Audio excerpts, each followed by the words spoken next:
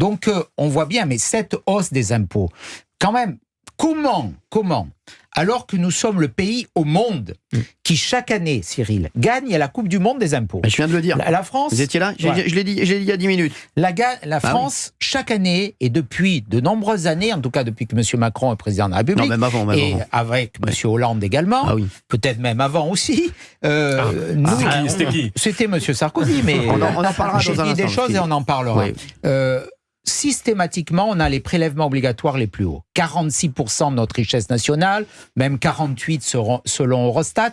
Ça veut dire que la moitié de ce qu'on produit est prélevé par des impôts. C'est un handicap considérable. Pourquoi ? Parce que ça pèse sur le pouvoir d'achat des ménages. Parce qu'une partie de leur revenu est prélevée pour l'État, pour dépenser, et ça pèse sur les entreprises qui, dans la compétition internationale, ont plus d'impôts et de charges, c'est-à-dire qu'ils courent un 100 mètres avec des boulets aux pieds. Donc c'est un drame, ces prélèvements obligatoires. C'est ça qui nous handicape.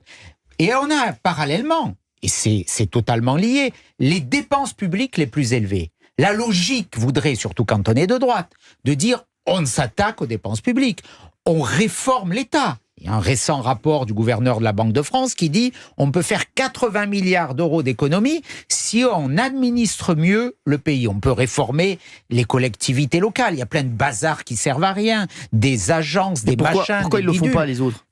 Parce qu'il n'y a pas le courage, il n'y a pas la volonté, parce qu'il n'y a pas la réforme. Nous, on l'aurait fait si on avait eu la majorité absolue, avec le soutien fort d'une majorité à l'Assemblée. Là, la coalition, elle va plaider sur des mesures qui sont contraires à l'intérêt général. Mais dire qu'on va augmenter les impôts à nouveau, une fois de plus, c'est une paresse intellectuelle totale.